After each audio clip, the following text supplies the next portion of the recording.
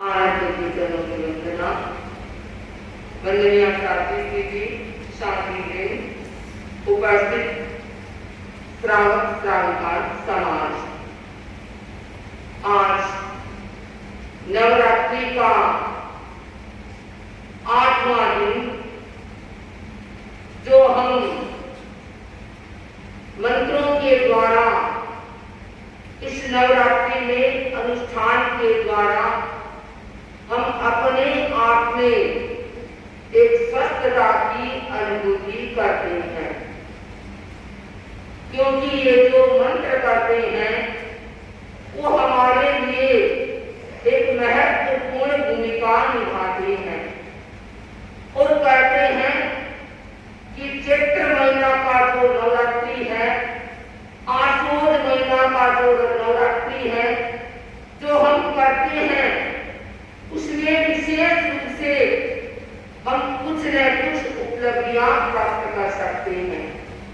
क्योंकि इस समय आपको पता होगा कि जो सूर्य होता है वो बिल्कुल सब अवस्था में होता है। ऐसे तो 360 दिनों में 9 नवरात्रियां आ जाती है, पर ये जो 2 ये आती है, चैत और आषाढ़ में, ये हमारे कहते हैं कि जो सूर्य की किरणें हैं, जो सूर्य है वो सब अवस्था में रहता है और उनकी जो किरणें हमारे इस पृथ्वी पर आती है, जो ऊर्जा पृथ्वी पर आती है, इसको कहते हैं कि कॉन्सेप्ट एनर्जी, वो हमारे विशेष रूप से शक्तिपात करती है।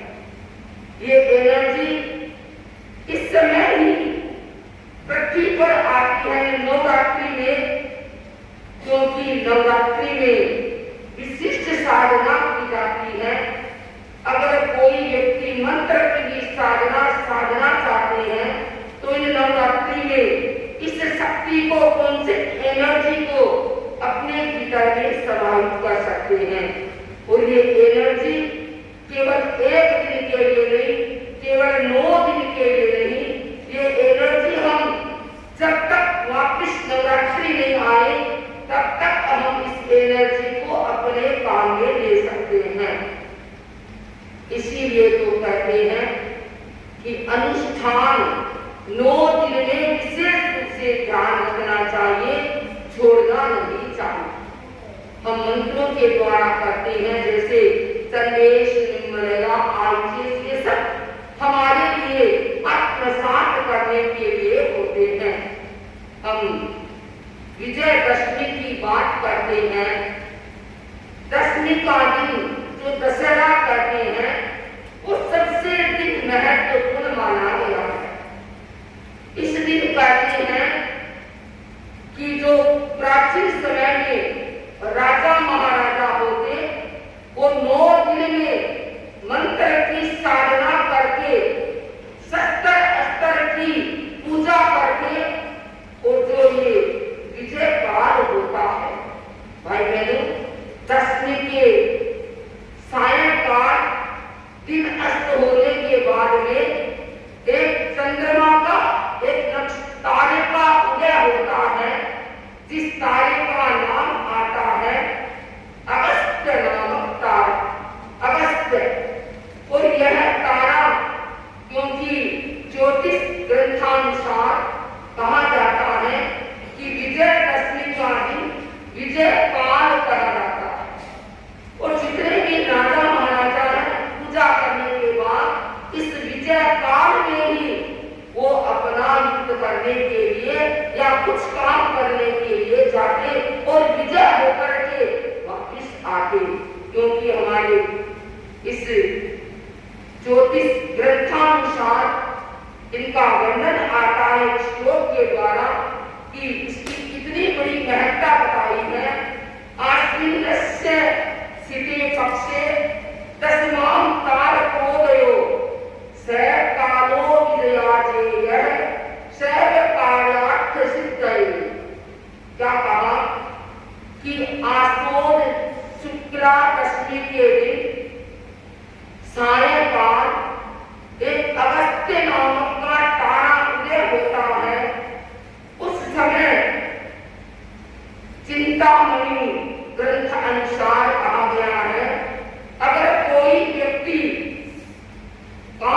करने के लिए जाता है, विशेष काम करने के लिए या अपनी भावना को रख करके उस काम के लिए जाता है, तो वह निश्चित रूप से वह काम सिद्ध होकर के आएगा। यह समय भी केवल थोड़ा समय होता है। तारा उदय होता है, उस समय यह समय प्रारंभ होता है और लगभग 1 घंटे के भीतर तक यह समय विजय काल होता है। उसके बाद में यह समय हमारे लिए उपयोगी नहीं होता। इसलिए कहते हैं कि कोई भी व्यक्ति विशिष्ट साधना करना चाहता है, विशिष्ट कोई कार्य करना चाहता है। अब लोग पूछते महाराज हम क्या काम करें उस समय?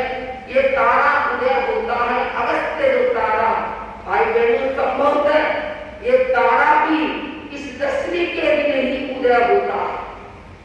1 साल में 1 दिन ये तारा उदय होता है और इस तारे को जो जान सकता है वो अगर देखता है, अगर न भी देखना जाने तो इस समय के उदय काल में अपनी साधना के साथ में कार्य के लिए जाता है। वो कभी खाली नहीं आता, क्योंकि पुराने राजा महाराजा इसी समय विजय काल के लिए निकलते थे और विजय की साधना करते हुए और विजय होकर के आते थे। दूसरी बात, इस नवरात्रि में ही साधना प्रारंभ होती है। 1 दिन की साधना हमारे लिए फलदायक होती है, लेकिन जो नवरात्रि में विशिष्ट जो अनुष्ठान किया जाता है, इसीलिए तो आपको पता है कि आशोज महीने में, चैत्र महीने में उच्च प्रवर ने इस अनुष्ठान का प्रारंभ किया। पहले कभी आप देखिए 360 दिनों में 40 नवरात्रियां आती। 40 नवरात्रि हम बोल तो नहीं करते। क्यों इसको महत्व बताया है? आशोज का महीना, और इस समय ये कहा जाता है, पुराने साधु संत कभी कहते महाराज अगर किसी को रंग रोगान देना है तो भी आशोज के महीने में दो। क्यों? आशोज की सूरज की जो किरणें होती है ये सब होती है, और इसकी सबसे तेज किरणें इन दिनों में होती है जो हमारे शरीर पर भी इफेक्ट करती हैं। हम कोई काम करते हैं तो भी इफेक्ट होता है, और कोई साधना विशिष्ट करते हैं तो भी वह हमारे ऊपर प्रभाव होता है। तो विजयदशमी का दिन हर व्यक्ति के लिए महत्वपूर्ण रखता है। और ये 40 रात्रियों में आपने कभी ध्यान दिया होगा कि नवरात्रि के 9 दिन ही क्यों विशिष्ट 9 दिन क्यों होता? 10 दिन भी हो सकता था, 11 दिन भी हो सकते थे, 15 दिन भी हो सकते थे, 9 दिन का ही क्यों बताया? ये भी अपने शास्त्रों में आता है कि 9 अक्षर अखंड है। आप कोई सी संख्या को लेकर के इसकी गुणा करेंगे, अंतिम में 2 ही आएगा। क्यों? ये अखंड है, इसका कभी खंडन नहीं होता। तो हर व्यक्ति चाहता है हम अखंड रहे, हमारी साधना अखंड रहे, हम स्वास्थ्य की दृष्टि से अखंड रहे। और आज के दिन जो दशमी का दिन है, नवरात्रि में जो अनुष्ठान के द्वारा व्यक्ति रोग शोक को भी खत्म कर देता। हम कहते हैं हमारे बीमारी है, भाई बहनों इसका तो अनुभव भी किया कि व्यक्ति अस्वस्थ होते हुए भी अगर इस समय के साथ में एक स्थान में अनुष्ठान करते हैं तो उस समय स्वस्थता की अनुभूति होती है। मैं आपको ये बात बताऊं, मुझे प्रसंग बीच में याद आ गया। 2005 की घटना है कि पिठास के बाबूलाल जी नाम के श्रावक हुए थे। बाबूलाल जी बड़े स्वस्थ रहते थे। बीमारियां अनेक तरह की बीमारियां उनके शरीर में थी, तो कहते हैं कि बीमारी के कारण वो हार गए। अब क्या करें? और कहते हैं कि उनके 1 महीने में 10,000 रुपयों की दवा पाई। 1 महीने में। एक दिन क्या है, बाबूलाल जी आचार्य श्री महाप्रज्ञ जी के साहित्य पढ़ रहे थे।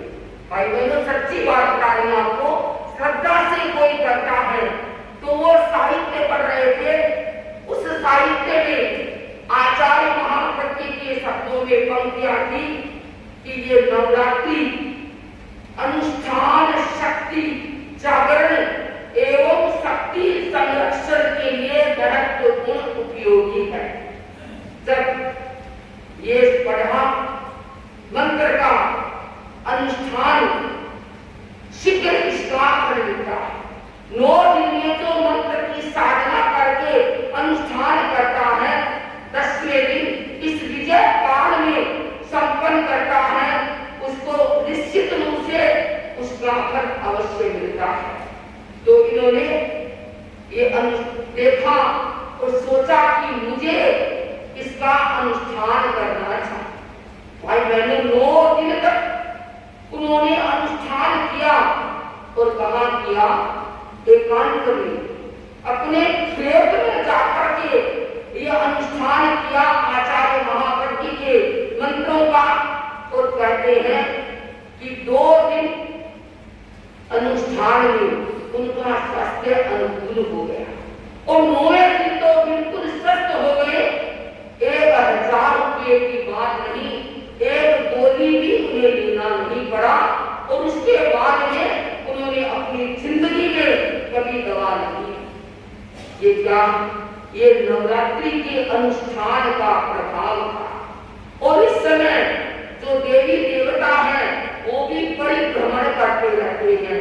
नीची जाति के जो देव होते हैं वो घूमते रहते हैं। तो मैं आपको बता रही थी कि नवरात्रि का ये 10वीं भी नवरात्रि के बाद ही आती है। तो ये महत्वपूर्ण अनुष्ठान इसीलिए तो जो व्यक्ति करता है वो छोड़ता नहीं है। और ये अनुष्ठान में तो हमारे साधु संतों में तत्परता कि 9 बजे शुरू करना है तो 1 मिनट की ऊपर में आए, साथ ही साथ शुरू हो जाए, क्योंकि बीज मंत्रों का हमारे ऊपर प्रभाव करता है। तो विजयदशमी के दिन इस समय इस काल में चंद्रमा उदय होने से, और भाई बहनों आपको शायद ये भी पता होगा कि जो हमारे जो आश्वोध शुक्ला पक्ष की जो नवरात्रियां हैं कि इनके कहते हैं कि चेत और आश्वोध में ये हमारे ब्रह्मांड में सूर्य का परिवर्तन होता है। उस समय क्या होता है कि एक है वासंतिक, एक है शारदीय नवरात्र कहा जाता है। वासंतिक नवरात्र और शारदीय नवरात्र, इन दोनों रात्रि में कहते हैं कि जो वासंतिक नवरात्र होता है उस समय सूर्य की गति उत्तरायण में चली जाती है। और जब शारदीय नवरात्रि आती है उस समय सूर्य की गति है वो दक्षिणायन की ओर हो जाती है। उस समय दोनों में परिवर्तन होता है, उत्तरायण और दक्षिणायन। कभी कहते हैं कई बार कि सूर्य की दिशा परिवर्तन हो गई, पहले उत्तरायण में परिभ्रमण करता था, अब दक्षिणायन में सूर्य उदय होता है, उसकी गति दक्षिणायन में चली जाती है।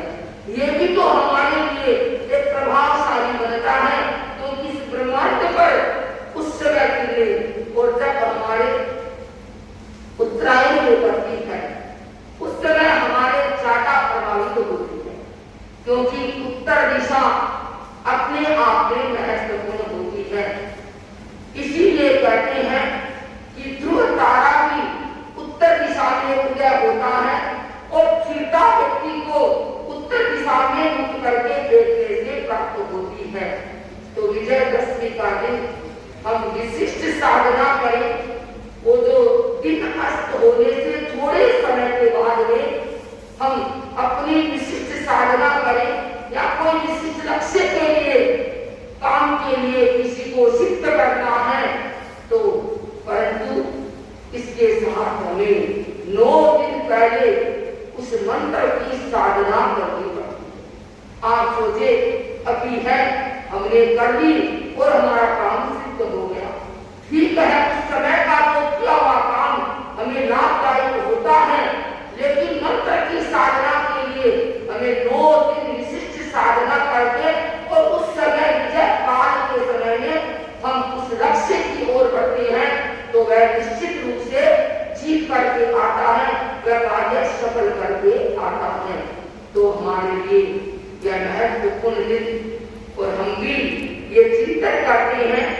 भाई बहनों, नवरात्रि में लोग देवी की पूजा करते हैं, कोई फलाहार करता है, कोई अन्न परिहार करता है, कोई आयोजन करता है, कोई कुछ करता है, ठीक है, लौकिक देवी की पूजा करते हो, साथ में आप इसके साथ में मंत्रों को और जोड़ दे तो आपकी आध्यात्मिक पूजा भी हो सकती है और आध्यात्मिक पूजा के साथ में आप उन मंत्रों को सिद्ध करके और सिद्ध करने के बाद में अपने जीवन की गाड़ी को आगे सही रूप से कर सकते हैं। पर ये बात का ध्यान रखना पड़ेगा कि हम मंत्र तो करेंगे लेकिन अर्थ भी जानना जरूरी है। अगर अर्थ नहीं जाना, अगर किसी को पूछे आप अपनी नवरात्रि में शादी स्थिति आपको मंत्र करवाती हैं, क्या अनुष्ठान का अर्थ जानते हो?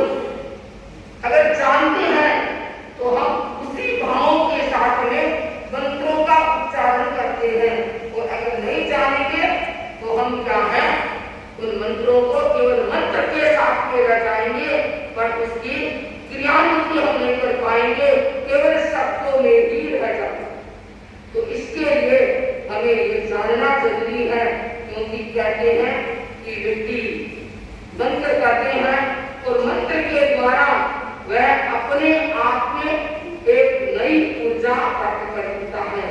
इस नई ऊर्जा के लिए हमें सबसे पहले यह ध्यान देना होगा, अगर स्वस्थ बनना है, अगर कार्य को सिद्ध करना है तो हमें ओम ह्रीं अरहं ऐ सी आ ऊ सा ह्रीं नमः, ओम ह्रीं अरहं ऐ सी आ ऊ सा ह्रीं नमः। इसको हम 27 बार इसका उच्चारण करेंगे। आप देखना हमारे शरीर में, हर शरीर के हर अवयव में जहर फैला हुआ है, हर चीज का आप धीरे धीरे इस मंत्र के द्वारा भीतर की जो जहर की वृत्ति है, जो भी हमारे भीतर में कीटाणु है, वो कीटाणु धीरे धीरे समाप्त हो सकते हैं, जिससे हम स्वस्थता की अनुभूति कर सकते हैं। दूसरा, इसके साथ में वो 27 बार करेंगे, ये हम 13 बार करेंगे। ओम ह्रीं अरहं नमो अरहंताणं ह्रीं नमः, ओम ह्रीं अरहं नमो अरहंताणं ह्रीं नमः। ये ध्यान रखिए, इसकी भी हम 13 बार इसको गिनेंगे और इस मंत्र जप की साधना में हमारी दिशा उत्तर दिशा हो, क्योंकि रात्रि कालीन में इन मंत्रों का स्मरण करेंगे। कल विजयादशमी का दिन होने के बाद में इन मंत्रों की साधना करेंगे। अगर कोई कर सकता है तो कल के लिए अगर एक माला फेर करके इसको सिद्ध करके, वैसे नवरात्रि में 9 दिन इसकी साधना करती हैं, लेकिन अगर विजयादशमी के दिन भी आप मंत्रों से सिद्ध कर लेंगे, उसके बाद में सायंकाल वही समय 27 बार पहले मंत्र का और 13 बार दूसरे मंत्र का उच्चारण करेंगे, तो शायद आपके हर दृष्टि से हमें में अपने आप को आत्म शांति की अनुभूति देंगे। और एक है ओम ऐं ह्रीं नमो लोए सब्बे सहाहुणं। ओम ऐं ह्रीं नमो लोए सब्बे सहाहुणं। इस मंत्र की हम 9 बार साधना करेंगे एकाग्रता के साथ में, 9 बार इस मंत्र के साथ में। और हमारा ये ध्यान रहना चाहिए, इसको करते समय हमारा ध्यान शक्ति केंद्र पर, और जहां तक कोई कर सके तो ये मंत्र नीले रंग के साथ में करें।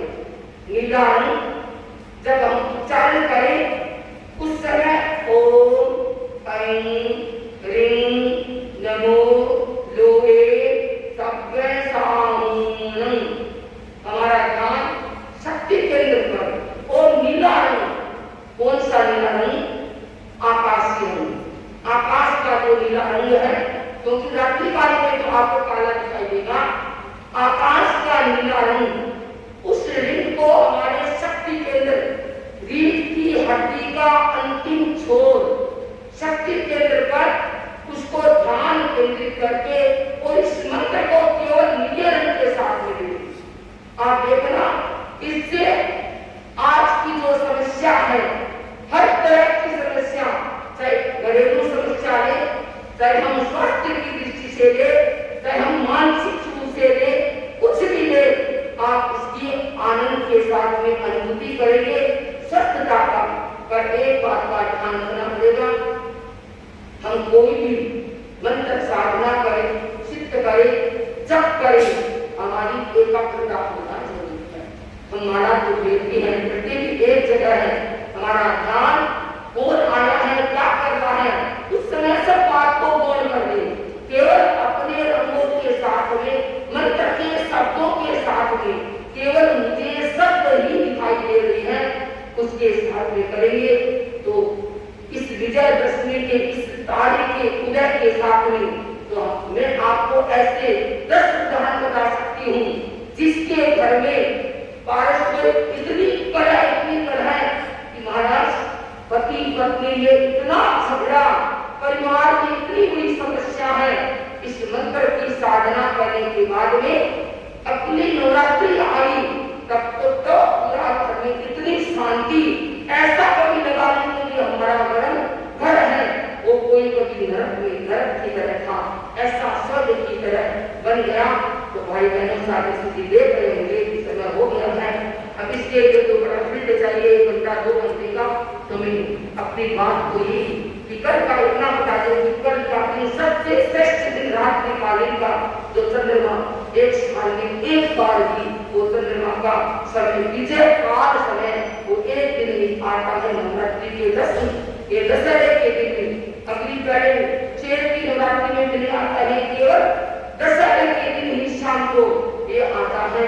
तो सभी अपनी साधना में विशिष्ट रूप से, और भाई बहनों कल नवरात्रि का लास्ट दिन है, और मैं तो आपको ये कहना चाहूंगी, हर भाई बहन कम से कम नवरात्रि के अनुष्ठान कितना भी काम हो, ये जो अनुष्ठान कराया जाता है वो विशिष्ट साधना के लिए होता है, और इससे हमें आत्मसंतुष्टि का भी अनुभव होता है। तो हम आज के बाद ध्यान रखेंगे कि नवरात्रि में काम हो, देवी पूजा हो, आगे पीछे बैठ करनी, लेकिन अनुष्ठान हम नहीं छोड़ेंगे और एकाग्रता के साथ में करेंगे तो इसके फल हम अवश्य प्राप्त करेंगे। और जो व्यक्ति अस्वस्थ रहता है, बीमार रहता है, अगर वो इस मंत्र की साधना करेगा तो आप स्वयं अनुभव करेंगे कि मैं एक दिन कैसी स्थिति में था और आज मैं कैसी स्थिति में हूँ। तो ये नवरात्रि हमारे लिए आत्मसात बनेगी और हम स्वयं अनुभव करते हैं कि 9 दिन में ऐसे आनंद की अनुभूति होती है। जब मंत्र जप करते हैं, अनुष्ठान करते हैं, तो ऐसे लगता है कि हम और आगे करते जाए, समय हो जाता है। तो मैं आपको यही कहना चाहूंगी, इस अनुष्ठान के साथ में अपनी साधना को आगे बढ़ाएंगे और साधना के साथ में विशिष्ट कोई अपने लक्ष्य पूरा कोई कार्य करना चाहे तो कल सायंकाल का दिन सबसे श्रेष्ठ